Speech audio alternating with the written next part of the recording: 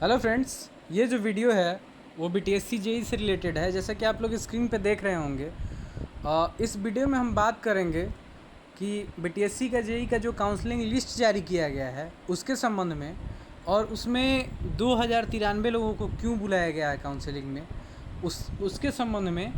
और तीसरा बात करेंगे हम लोग कि क्या काउंसलिंग होने से जो पहले का कटअप था रिज़ल्ट का वो बहुत ज़्यादा इंक्रीज कर जाएगा या नहीं करेगा, इसके बारे में।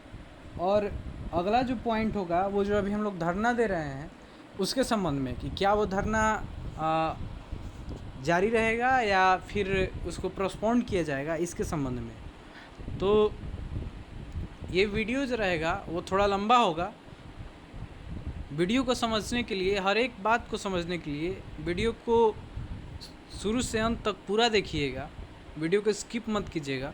तो चलिए एक एक करके हर एक पॉइंट को स्टार्ट करते हैं। तो सबसे पहला पॉइंट है वो काउंसलिंग लिस्ट है। तो चलिए आपको पहले बता देते हैं, काउंसलिंग लिस्ट दिखाते हैं और उसके बाद बताते हैं कि क्यों इतने ज़्यादा लोगों को काउंसलिंग में बुलाया गया है। तो यही वो काउंसलिंग लिस्ट है। पत्रांक संख्या 1702 दिनांक 22/7/2022, यानी कि आज के डेट में ये जारी हुआ है, आप सबको पता है। और इसमें सबसे पहला पॉइंट है किसको बुलाया गया है। क्या पहले जो था, मतलब जो काउंसलिंग करा चुके हैं उनको बुलाया गया है, या फिर गवर्नमेंट कॉलेज के लड़कों को बुलाया गया है, या क्या है। तो फर्स्ट पॉइंट में इसका दिया हुआ है, माननीय उच्च न्यायालय द्वारा CWJC नंबर 73/12/2020 में दिनांक 19/6/2022 को पारित आदेश एवं अधियाची विभाग से उक्त न्यायादेश के अनुपालन हेतु प्राप्त मंतव्य के आलोक में बिहार राज्य के प्राइवेट पॉलिटेक्निक से उत्तीर्ण वैसे अभ्यर्थी जो बिहार राज्य के सरकारी पॉलिटेक्निक हेतु निर्धारित काउंसलिंग कट ऑफ से अधिक अंक उनके द्वारा भरे गए ऑनलाइन आवेदन के अनुसार धारित करते हैं का काउंसलिंग कराया जाना है। फर्स्ट लाइन में आधा चीज़ क्लियर हो गया है। किसको बुलाया गया है, तो केवल जो प्राइवेट कॉलेज हैं SBT के बिहार में उनको बुलाया गया है। और उसमें भी किसको बुलाया गया है, तो जो पहला काउंसलिंग कटअप था, ध्यान दीजिएगा, जो काउंसलिंग कटअप था उसके अनुसार बुलाया गया है, ना कि जो मेरिट लिस्ट का कटअप था उसके अनुसार बुलाया गया है। इसलिए काउंसलिंग कटअप, जो पहला काउंसलिंग कटअप था उसके अनुसार से बुलाने के कारण ही ये संख्या इतनी ज़्यादा हुई है। अब चलिए बात कर लेते हैं, इसके अतिरिक्त भी किसी को बुलाया गया है।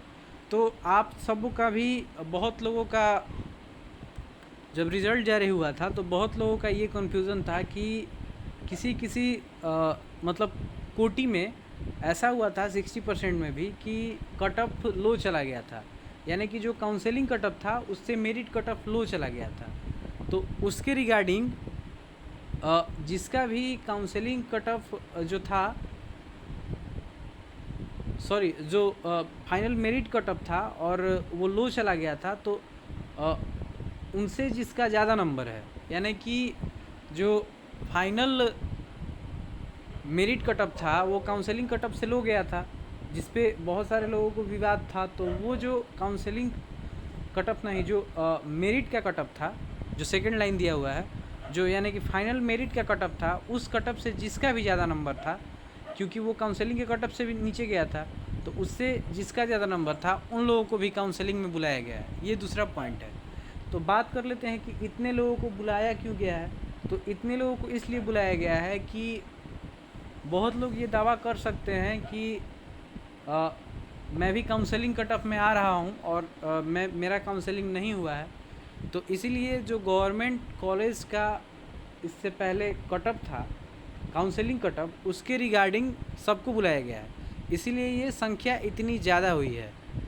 अब हम बात कर लेते हैं, इसमें एक चीज़ और है जो आपको हम बताना चाहेंगे कि ये जो काउंसलिंग है वो 1/8/2022 से स्टार्ट हो रहा है और 11/8/2022 तक, यानी 11 अगस्त तक, 1 अगस्त से 11 अगस्त तक ये काउंसलिंग चलेगा। और ये बिहार तकनीकी सेवा आयोग के कार्यालय में ही होगा, कहीं अन्यत्र नहीं होगा। और इसके लिए आप सभी को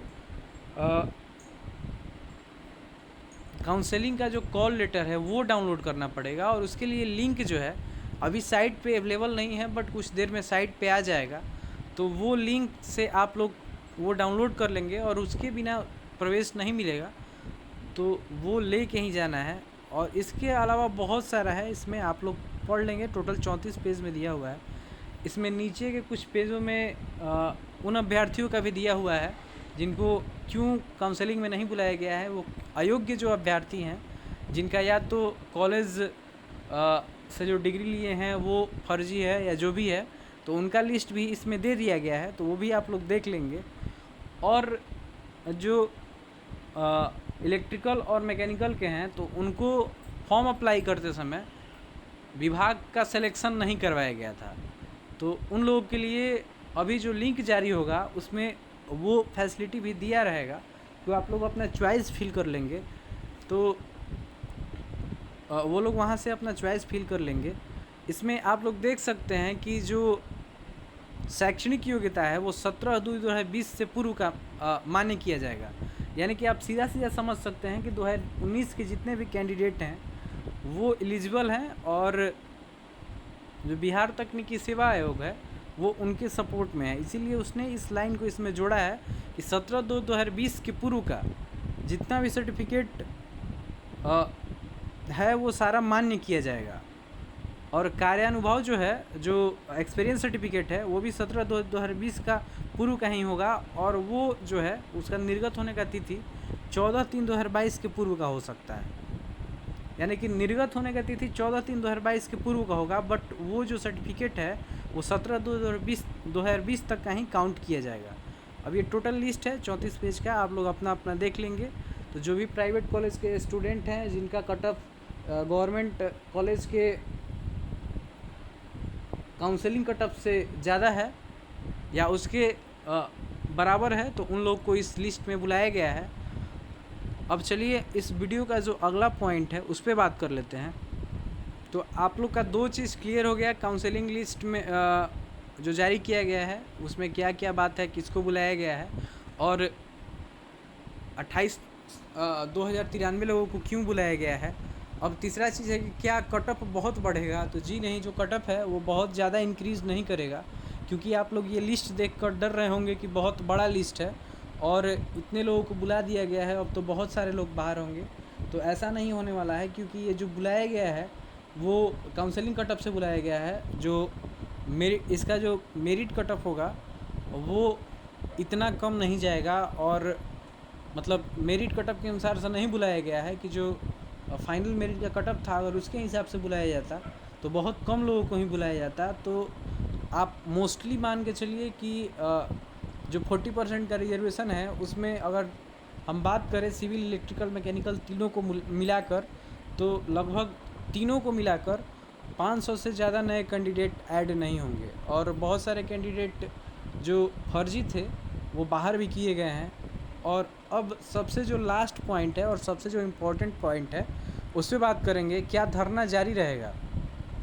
तो जी बिल्कुल धरना जारी रहेगा, क्योंकि हम लोग का जो मोटो है, हम लोग जब धरना पे बैठे थे तो बस हम लोग का एक ही मोटो था कि या तो हम लोग को लिखित आश्वासन मिले कि कब तक रिज़ल्ट जारी किया जाएगा, नहीं तो हम लोग का रिज़ल्ट जारी किया जाए और अधियाचना विभाग को भेज दिया जाए। क्योंकि ये काम आयोग का है कि वो मेरिट लिस्ट जारी करे और अधियाचना विभाग को भेजे।